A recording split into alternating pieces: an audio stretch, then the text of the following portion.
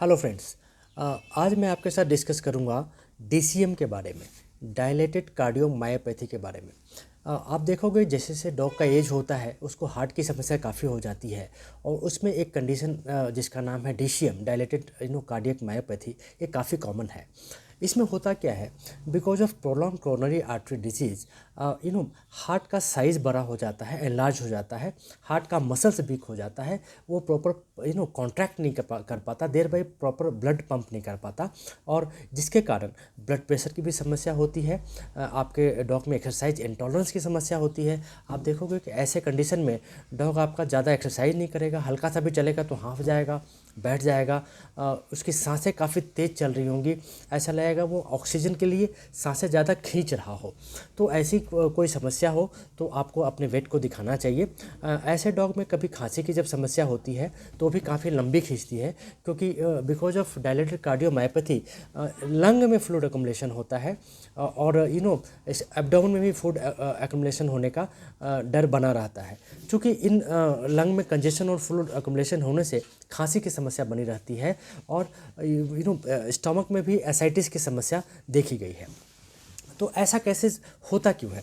Generally mostly as related होता है, sometime because of coronary artery, and sometime because of nutritional deficiency of certain protein like taurine and L कार्टिनिन।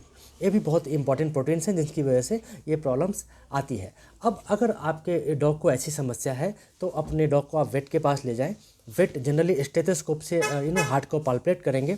Heart में slightly murmur sound हो सकता है, tachycardia हो सकता है, या हो सकता है स्टेथोस्कोप में ये ना दिखे, वो सब कुछ नॉर्मल हो।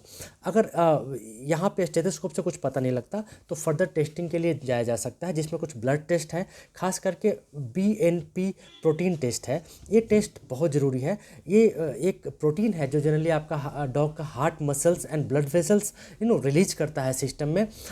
उसका क्या काम है, वो बॉडी से एक्स्ट्रा फ्लूइड को निकालता है एंड सोडियम को एक्सक्रीट करने में यूरिन के थ्रू मदद करता है, ब्लड वेसल्स को स्टेबलाइज करता है, देर बाई ब्लड प्रेशर को भी मेंटेन करता है। तो ये normally heart and blood vessel से प्रोड्यूस होते हैं BNP प्रोटीन, जो जब हार्ट की कंडीशन ख़राब होती है तो काफ़ी मात्रा में पाया जाता है। तो अगर आपका वेट ये टेस्ट नहीं करता है तो भी आप उनको फोर्स करें कि वो ये टेस्ट करें, क्योंकि ये बहुत ही इंपॉर्टेंट टेस्ट है। दूसरा टेस्ट है ट्रोपोनिन का टेस्ट।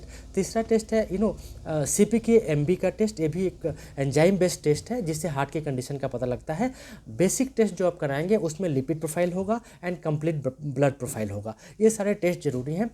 साथ में अगर इकोकार्डियम कराते हैं तो बहुत अच्छा है, क्योंकि इकोकार्डियम से ब्लड का जो हार्ट का जो पंपिंग कैपेसिटी है वो पता लग जाता है। उसमें हार्ट का वॉल्व कितना इन्फ्लेम्ड है और उसका साइज लेफ्ट वेंट्रिकल एक कितना बढ़ा हुआ है, ये सारी चीज़ें पता लग जाएगा और अकॉर्डिंगली उनकी मेडिकेशन चल सकती है। तो जनरली ऐसे केस में जिसमें डायलेटेड कार्डियोमायोपैथी देखा गया है, सिम्टम्स क्लियर है। डॉग को खांसी होगी, एक्सरसाइज इंटॉलरेंस होगा, तुरंत हाँफने लगेगा, खांसी अगर हुई तो वो जल्दी ठीक नहीं होगा। आप देखोगे चेस्ट में कंजेशन बना हुआ होगा और एब्डोमिनल स्वेलिंग दिख सकता है, जो उसमें एसाइटिस की समस्या दिख सकती है। तो ऐसे कोई सिम्टम्स हो तो इनका ट्रीटमेंट बेसिकली डायग्नोसिस के बाद एस इन्वेटर आपके वेटनरियन प्रिस्क्राइब करेंगे। अगर फ्लूइड एक्युमुलेशन है तो उसके लिए डायोटिक्स वगैरह प्रिस्क्राइब करेंगे, और भी बहुत सारे कार्डियक मेडिसिन्स हैं जो आपके वेटरनरी प्रिस्क्राइब करेंगे। बट सबसे इंपॉर्टेंट है कि आपको रेगुलर चेकअप की जरूरत पड़ेगी, क्योंकि हर मेडिसिन के साइड इफेक्ट्स होते हैं, और अगर ज़्यादा इनको यूज किया जाए तो इलेक्ट्रोलाइट इम्बैलेंस होने का डर है, ब्लड प्रेशर लो होने का डर है। तो रेगुलरली चेकअप के साथ मेडिसिन को अल्टर करते रहें अपने वेट के सजेशन से, तो आपके डॉग को कोई खास प्रॉब्लम नहीं होगी। जहाँ तक सप्लीमेंट की बात है तो आप इस डॉग के डाइट में ओमेगा 3 फैटी एसिड जरूर ऐड करें, टॉरिन ऐड करें, एल कार्टिनिन ऐड करें, और थोड़ा सा उसको वेज एंड फाइबर डाइट पे रखें। एक्सरसाइज स्लोली बढ़ाएं, अचानक से एक्सरसाइज को ना बढ़ाएं, तो आपका डॉग हेल्दी रहेगा। Thank you very much friend, thank you.